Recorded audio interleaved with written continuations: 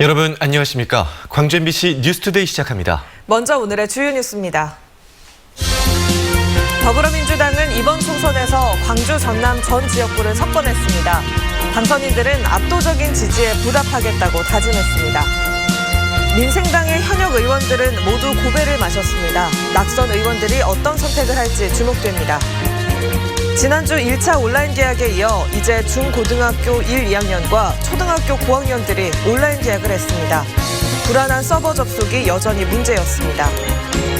차세대 방사관 가속기를 나주로 유치하기 위한 시민 추진단이 출범했습니다. 민주당은 이번 총선에서 광주 전남을 석권하고 전국적으로도 과반을 넘어 180석을 얻었지만 한껏 몸을 낮췄습니다. 당선인들은 겸손한 자세를 유지하며 압도적인 지지에 보답하겠다고 다짐했습니다. 송정근 기자입니다. 광주 전남에서 이변은 없었습니다. 민주당 경선이 곧 당선이라는 말대로 광주 전남 18개 선거구 모두 민주당 소속의 후보들이 당선됐습니다. 광주 전남북 28석 싹쓸이라는 목표는 한 석이 부족해 달성하지 못했지만 4년 만에 텃밭을 다시 차지했습니다. 2022년도 대통령 선거에서 또다시 더불어민주당 정부를 재창출해서 대한민국을 보다 더 정의로운 나라, 민주적인 나라, 상식적인 나라, 평화로운 나라로 만들어달라라는 광주 전남 싹쓸이에 전국적으로는 180석을 확보해 단독 과반 여당을 만들었지만 당선인들은 몸을 더 낮췄습니다.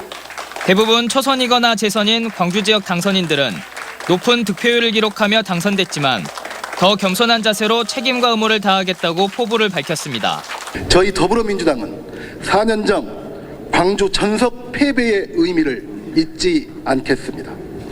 오늘의 지지와 격려를 잊지 않겠습니다. 광주의 정신을 잊지 않겠습니다. 민주당 전남 당선인들은 첫 당선 일정으로 5.18 민주묘지를 찾았습니다. 5월 영령에게 헌화와 분향하며 넋을 기렸고 민주의 문 앞에서 가진 해단식에서는 압도적인 지지를 보내준 도민께 감사의 인사를 전하고 전남과 대한민국 발전을 위해 노력하겠다고 다짐했습니다.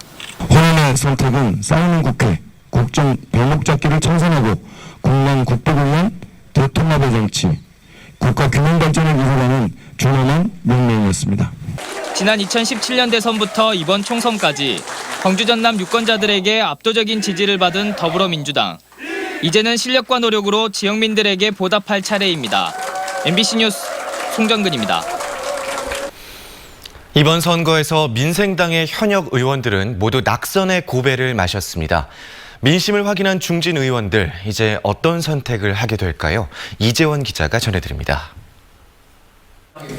국회의원 생활만 24년의 천정배 의원, 여기에 5선 도전에 나섰던 박주선, 김동철 의원, 그리고 예산 전문가를 자임하는 장병환 의원까지 4년 전 안풍을 타고 금배지를 달았던 호남 중진 의원들이 이번에는 민생당으로 옷을 갈아입었지만 줄줄이 낙선의 고배를 마셨습니다. 여론의 따가운 시선을 감안한 듯 선거운동 기간 내내 호남 대통령론이나 이낙연 전 총리와의 인연을 강조하며 읍소까지 나섰지만 준엄한 민심의 심판을 피해가지는 못했습니다. 받아든 성적표도 20% 내외의 초라한 득표율로 본인들이 내세웠던 존재감마저 채우지 못했습니다.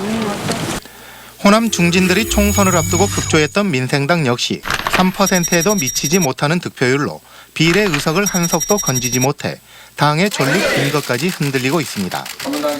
그리고 이 같은 총선 성적표는 유권자의 힘으로 이뤄낸 호남 지역 정치권의 세대 교체라는 평가를 받고 있습니다. 이를 의식한 듯 김동철 의원은 정치는 여기까지라는 메시지로 정계 은퇴를 시사하고 나섰습니다. 하지만 나머지 중진 의원들은 명확한 입장을 밝히지 않아 정계 은퇴와 재기 모색이라는 엇갈린 예측이 나오고 있습니다. 특히 탄탄한 자금력을 갖춘 민생당의 청산 과정에서 역할을 자임하며 정치적 생명력을 연장할 수 있다는 분석도 나오고 있습니다. 지난번 총선은 잘못된 학습 효과를 가져왔을 수 있는데요. 그래서 다음에도 언제 또 그런 기회의 공간이 열릴 수 있을지 모르는 일이고. 이런 가운데 민생당은 오늘 최고위원 간담회와 선거대책위원회 회단식을 잇따라 열고 당의 진로를 논의할 계획입니다. 이 자리에서 유권자들이 내려준 민심을 호남 중진 의원들이 어떻게 수용할지 주목됩니다. MBC 뉴스 이재원입니다. 현재 봄비가 내리고 있습니다. 예상 강수량은 광주 전남 지역에서는 최고 20mm로 예상되고요. 남해안 지역은 최고 40mm가량의 비가 내릴 것으로 보입니다. 이 비는 오후 6시쯤까지 이어질 것으로 예상되는데요. 오전 중에 특히 강한 비구름대가 지나겠습니다. 해안 지역에서는 비와 함께 돌풍과 천둥, 번개가 동반되겠고요. 내륙 지역에서도 우박이 떨어지는 곳이 있겠습니다. 오전 중에 특히 시설물 관리 잘 하셔야겠습니다. 비가 내리고 날이 흐리면서 기온은 어제만큼 오르지 못하겠습니다. 아침 기온은 10도 안팎으로 어제보다 4도가량 높게 출발하는데요. 한낮 기온은 17도로 어제보다 6도가량 낮은 기온이 예상됩니다. 이어서 주말 기온도 살펴볼까요? 토요일은 비는 내리진 않겠지만 북서쪽에서 찬 공기가 유입되면서 기온이 높게 오르지 못하겠고요. 일요일에는 비가 내리면서 또 한 차례 기온이 내림세를 보이겠습니다. 날씨 정보였습니다. 이번 총선을 통해 호남 정치는 세대와 인물을 교체했습니다. 여기에 따른 기대가 있는 반면 경험 부족에 대한 걱정도 있습니다. 국회부터 구의회까지 민주당 일색이라는 점에서도 우려가 나오고 있습니다. 이계상 기자입니다. 광주 전남의 당선인 18명 가운데 중진의 기준인 3선 반열에 오른 정치인은 이계호 의원 단 1명입니다. 나머지 17명이 모두 초재선이고 특히 13명이 국회에 처음으로 진출합니다. 세대 교체를 이뤄낸 당선인들은 새로운 바람을 일으키겠다며 강한 의욕을 보이고 있습니다. 열정과 패기로 광주 정치의 새로운 변화, 대한민국 정치의 틀을 바꾸는 과감한 변화의 아이콘이 되겠습니다. 하지만 국회 경험이 부족한 탓에 국비 확보나 지역 현안 해결에 한계를 보일 수도 있다는 우려도 나오고 있습니다. 국회에 많은 의정 관련 학습 모임들이 있는데요. 호남 의원들을 중심으로서 시당이 중심이 돼서 국정 수행에 필요한 여러 가지 공부들을 지금부터 좀 열심히 할 필요는 있을 것 같습니다. 또 다른 걱정은 민주당의 일당 독점 구조입니다. 국회와 지방자치단체, 지방의회까지 민주당이 독점하다 보니 견제가 어려워질 수 있습니다. 이런 우려에도 불구하고 초재선급의 당선인들이 제 역량을 보여줄 수 있을 것인지는 지켜볼 일입니다. 중앙 정치 무대에서 호남의 목소리를 대변하고 호남 대권론까지 뒷받침하기 위해서는 가야 할 길이 결코 순탄치 않기 때문입니다. MBC 뉴스 이계상입니다. 광주 지역 국회의원 당선인들이 노동계 불참으로 난항을 겪고 있는 광주형 일자리 사업의 해법 찾기에 나섭니다. 민주당 광주 지역 당선인 8명은 어제 오후 광주시청에서 이용섭 시장을 만나 광주형 일자리 사업의 진행 상황을 파악한 뒤 해법을 찾기 위한 방안을 논의할 예정입니다. 당선인들은 조만간 한국노총 관계자들을 만나 현재 상황에 대한 입장을 듣고 양측의 소통과 협력을 끌어내는 데 힘을 보태기로 했습니다. 비례대표 정당 투표에서도 광주에서는 민주당 계열인 더불어시민당이 압도적인 지지를 받았습니다. 광주의 정당별 득표율은 더불어시민당이 60.95%로 가장 높았고 그 다음은 정의당 9.84%, 열린민주당 8.18% 순이었습니다. 20대 총선에서 53%대의 높은 지지율로 광주 정당 득표 1위였던 국민의당은 이번에는 4.87%를 얻었고 국민의당에서 파생한 민생당도 6.36%를 득표하는 데 그쳤습니다. 지난주에 1차 온라인 개학에 이어 어제는 초등학생을 포함한 2차 온라인 개학을 했습니다. 서버 접속이 불안정하거나 학생을 돌봐줄 어른이 없는 경우 등 해결해야 할 문제들이 여전했습니다. 남구욱 기자의 보도입니다. 초등학교 5학년 학생들이 화상 채팅으로 담임 선생님과 반 친구들을 처음 만났습니다. 차렷 경례하고 시작해 봅시다. 처음 해보는 온라인 수업에 학생들은 신기하기도 하고 친구를 못 만나 아쉽기도 합니다. 온라인 계약하고 자기 느낌 한 명씩 이야기해 보도록 하겠습니다. 제일 먼저 할 사람 손 들어보세요.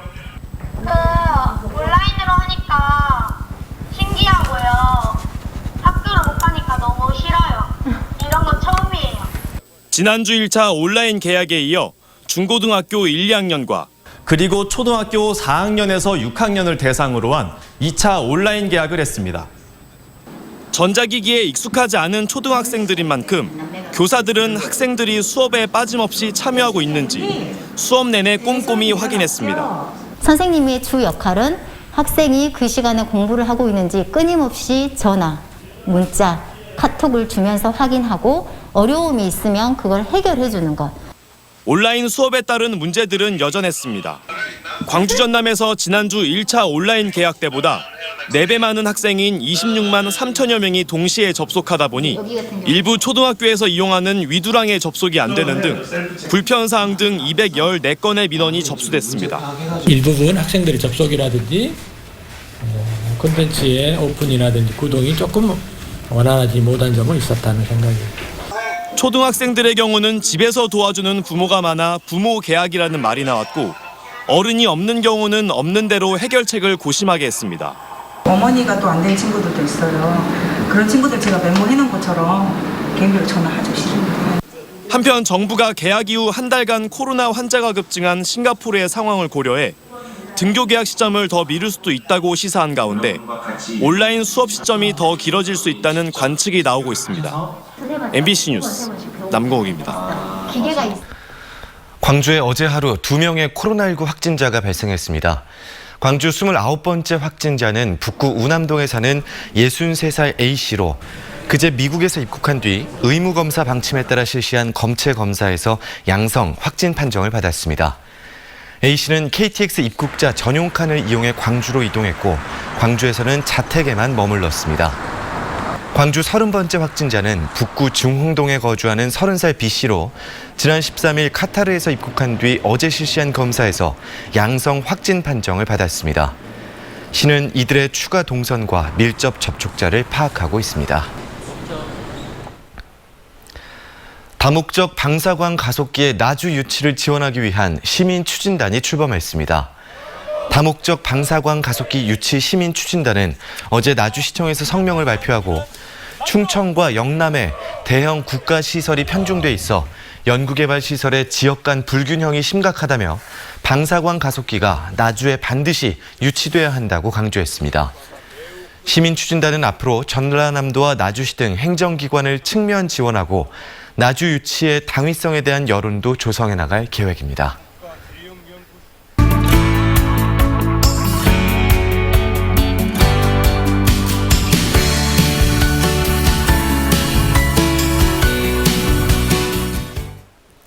신규 간호사들의 교육과 업무 소통을 돕는 애플리케이션이 출시됐습니다. 개발자는 간호사 출신의 스타트업 대표 오성훈 씨인데요. 간호사로 활동하던 그가 애플리케이션을 직접 개발하게 된 사연 함께 들어보시죠. 간호사들을 돕는 앱 개발자입니다. 오성훈 널스노트 대표 나와 있습니다. 안녕하세요. 애플리케이션 이름이 널스노트입니다. 이게 일단 어떤 프로그램인지 소개가 좀 필요할 것 같습니다. 제가 전남대학교 병원에서 실제로 근무를 하고 신규 간호사 때 느꼈던 어려움들이 있어요. 그런 것들을 비단 제 문제뿐만 아니라 정말 많은 간호사분들이 힘들어한다라는 게 제가 많이 느껴져가지고 그런 문제를 어떻게 해결할 수 있을까 고민을 하다가 널스노트라고 해서 간호사들의 노트 해서 간호사들의 업무 능력이나 적응을 돕는 것들을 좀 만들어 보자 해서 이렇게 만들게 됐습니다. 간호사들의 근무표라든지 공지사항이라든지 이런 기본적인 알아야 될 것들이 좀 들어가고 가장 핵심 기능은 팀노트 기능이라고 해서 밴드와 같이 간호사분들을 그룹으로 좀 묶어주고 그 그룹으로 묶여 있는 간호사분들이 서로 정보를 좀 빠르게 쉽게 공유할 수 있게끔 해서 어떻게 보면 병동만의 매뉴얼을 만든다고 생각하시면 될 것 같습니다. 왜 이런 애플리케이션을 만들어야겠다고 생각하셨나요? 간호사라는 직업이 생명을 다루는 직업이잖아요. 정확한 일 처리를 해야 되는데 이게 한 번에 수백 가지의 일을 배우다 보니까 그런 것들을 잊어버리거나 생각이 나지 않을 때 찾아봐야 되는데 그럴 때마다 선배 간호사한테 물어보게 되면 혼나잖아요. 그럼 자존감이 좀 떨어지고 안 그래도 일도 힘든데 선배 간호사분들에게 혼나고 이런 상황이 발생되니까 이직률이 45% 정도가 돼요. 그래서 이게 비정상적인 구조구나 해서 그 부분에 있어서 좀 더 도와주고 싶다라고 해서 이렇게 창업을 하게 됐습니다. 대표님이 간호사가 된 계기는 뭐였나요? 요즘에 취업이 잘 안 되니까 사실 처음엔 그렇게 좀 막연한 그런 간호사에 대한 생각으로 시작을 했었는데 군대를 갔다 와서 이제 선한 영향력이라는 그 단어에 제가 굉장히 감동을 많이 받았어요. 같이 일을 하는 게 좋겠다라고 해서 이제 간호사가 좀 더 되고 싶다라는 생각이 강해졌습니다. 그런데 이렇게 간호사 활동을 하다가 스타트업을 창업한단 말이죠. 이거는 어떤 사연이 숨어 있나요? 이제 SNS에 간호사들의 어려움이나 좀 힘들어하는 부분들에 대해서 글을 좀 썼었어요.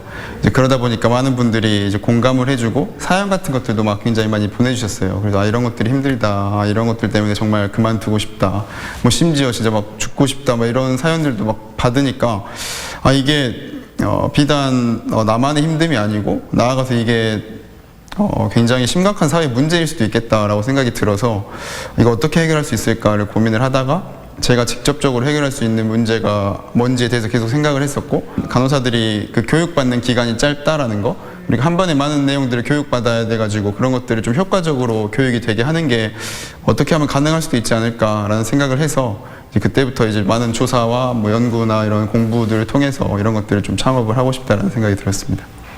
최근에 대구 의료봉사도 다녀오셨잖아요. 어떠셨어요? 굉장히 일단 힘들었고요.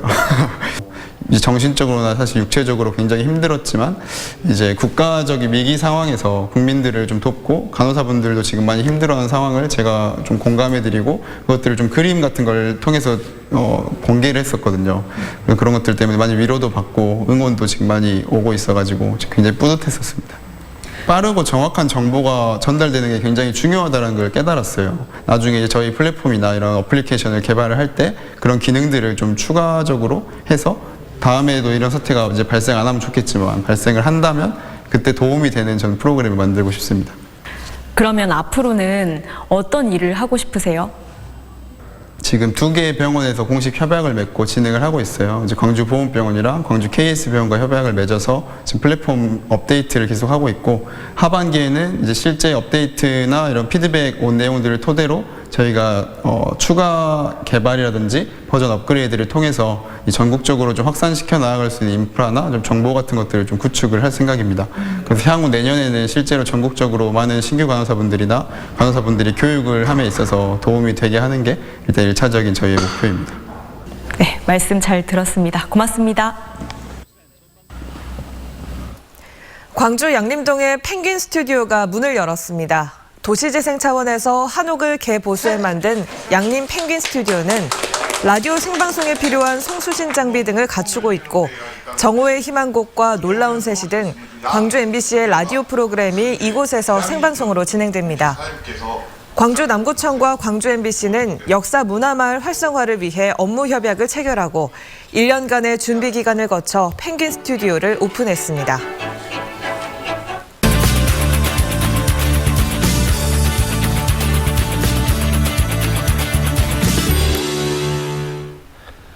공직자들의 청렴함을 강조할 때마다 빠지지 않는 인물이 있습니다. 바로 지지당 송흠 선생인데요.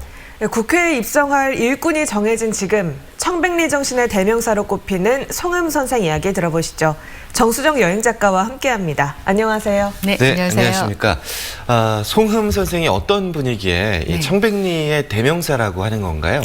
네, 송흠은 춤과 효를 겸비한 조선의 문신입니다. 근면절약하며 또 재물에 욕심을 부리지 않고 백성을 통치한다면 백성이 나를 따를 것이다 라는 말은 지지당 송흠이 자주 했던 말인데요. 그의 청렴하고 공평하게 일을 처리했던 모습들을 곳곳에서 또 찾아볼 수가 있습니다. 청렴결백한 관리로서의 모습이 드러나는 대표적인 모습이라고 하면 세 마리 말이 유명한데요. 다른 고을로 부임할 때는 말 세 필로 충분했다고 합니다. 말 한 필은 본인을 위한 것이고 다른 말은 부인과 노모를 위한 것이었다고 해요. 이로 인해서 산마태수라 불렀다고 합니다. 또 다른 이야기인데요. 전라도 관찰사 시절 99세의 노모를 봉양하기 위해서 왕의 윤허를 받고 집으로 돌아간 일화는 더욱더 유명하고 감동적인데요.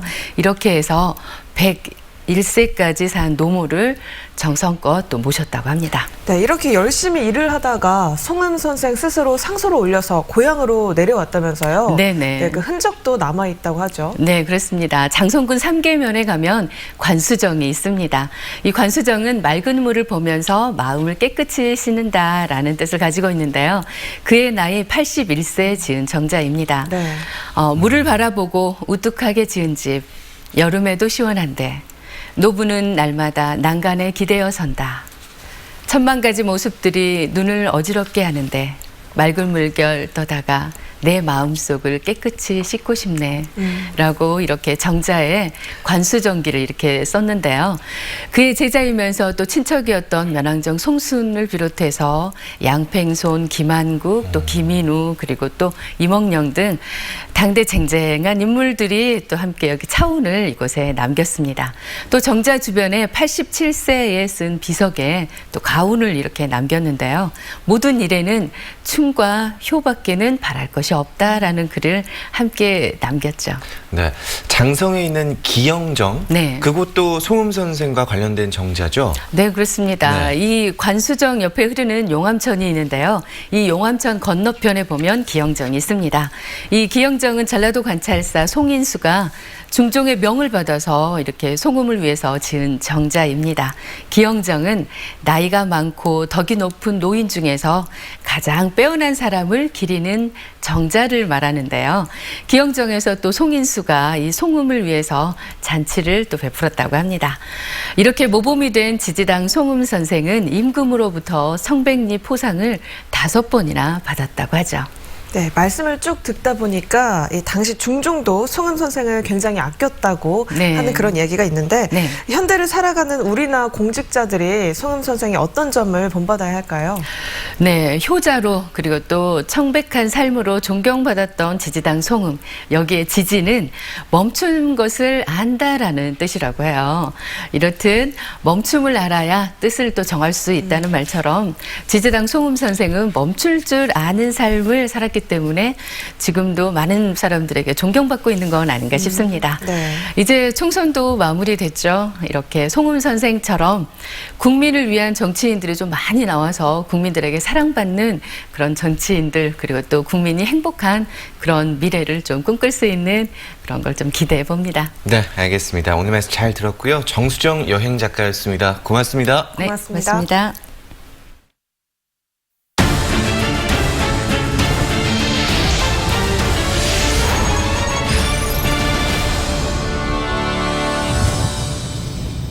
(304명의) 목숨을 앗아간 세월호 참사를 되풀이하지 않기 위해서는 그 침몰 원인이 반드시 밝혀져야만 합니다. 이를 위해 세월호 선체 기관에 대한 실험이 진행되고 있는데요. 김양훈 기자가 취재했습니다. 세월호 선체조사위는 2년 전 세월호 침몰 원인에 대한 단일한 결론을 내지 못했습니다. 내인설과 열린안을 둘러싼 위원 간 의견차를 좁히지 못했기 때문입니다. 도저히 메울 수 없는 의견의 차이가 있기 때문에 부득이하게 양쪽의 의견을 따로따로 이렇게 작성하기로 했고, 내인설을 뒷받침하는 증거 가운데 하나는 방향타 조절 장치인 솔레노이드 밸브 고착. 이로 인해 조타실에서 통제할 수 없을 만큼 배가 오른쪽으로 급속도로 회전했다는 겁니다. 열린안도 솔레노이드 밸브 고장은 동의하고 있지만 그것이 배가 급선해야 하는 원인인지는 확실하지 않다고 봤습니다. 네덜란드 실험에서도 모형배의 조타 각도 등을 당시와 똑같이 혹은 최대치로 적용해봐도 세월호와 같은 급선회가 나오지 않았습니다. 솔레노이드 밸브 고장이 세월호 침몰의 시작인 급선회의 직접 원인이냐는 것이 핵심 쟁점. 특조위는 이를 확인하기 위해 최근 세월호 솔레노이드와 똑같은 장치를 제작해 세월호가 있는 목포 신항에서 실험을 하고 있습니다. 정확히 솔밸브가 고착이 돼서 세월호가 그렇게 했다. 이건 좀 아닌 것 같아서 저희들이 사참위에 요청을 했고 사참위가 그거에 대해서 현재 조사 중에 있습니다. 배의 좌우 균형을 잡아주는 장치인 핀 안정기, 이른바 스테빌라이저. 최대 회전 각도가 25도인데 인양 당시 50도 이상 돌아가 있었습니다. 외부에서 충격이 가해졌는지 아니면 배가 바닥에 닿으면서 휘어졌는지 등 그 원인을 찾기 위해 진도 4구역에서 지질 안반 조사 등이 진행됐습니다. 특조위 관계자는 여러 가지 연구 영역과 실험을 마치는 단계이고 지금부터 그걸 해석해 이르면 상반기 중에 공개할 예정이라고 밝혔습니다. 1기 특조위와 선체조사위원회가 밝히지 못했던 세월호 참사 원인이 이번에는 밝혀질 수 있을지 주목됩니다. MBC 뉴스 김양훈입니다. 21대 국회의원 선거와 관련해 광주와 전남에서 경찰 수사를 받는 선거 사범이 129명으로 나타났습니다. 광주경찰청은 선거 사범 45명을 단속해 1명을 구속하고 2명은 기소 의견으로 검찰에 송치하는 한편 나머지 사범에 대해서는 수사를 진행하고 있다고 밝혔습니다. 단속 유형별로는 거짓말이 19명으로 가장 많았고 금품선거 10명, 사전선거운동 7명이었습니다. 전남경찰청은 84명의 선거사범을 단속해 수사하고 있다고 밝혔습니다. 총선과 동시에 치러진 보궐선거에서 당선된 이상익 한평 군수가 충혼탑 참배를 시작으로 군수직 업무 수행에 들어갔습니다. 이상익 한평 군수는 어제 오전 9시 취임식과 간부공무원 신고를 받은 데 이어 한평 군수 업무 인수인계서에 서명하고 청렴 서약서를 작성하면서 공식 업무 결재를 시작했습니다. 이 군수는 취임사에서 한평 경제를 살리는 데 앞장서서 국민들에게 희망을 주는 군정을 펴겠다고 강조했습니다. 현재 봄비가 내리고 있습니다. 레이더 영상 보시면 붉은색으로 보이는 부분이 시간당 10에서 20mm가량의 강한 비가 내리는 곳인데요.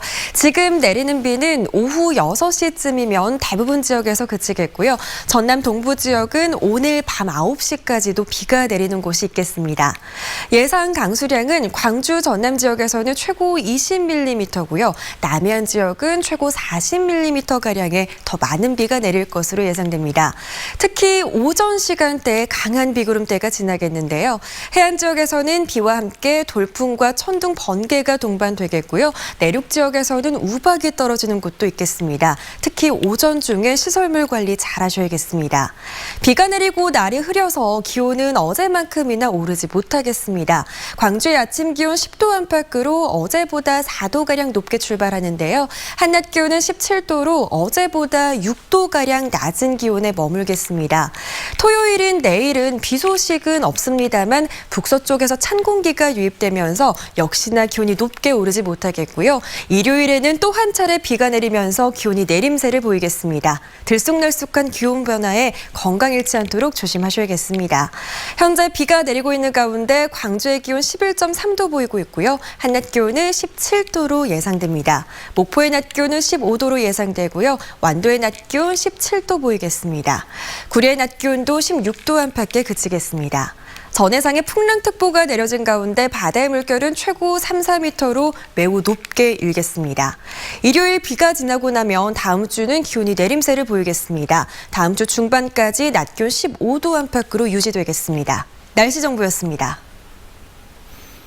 이상으로 광주 MBC 뉴스투데이를 마칩니다. 함께해 주신 여러분 고맙습니다.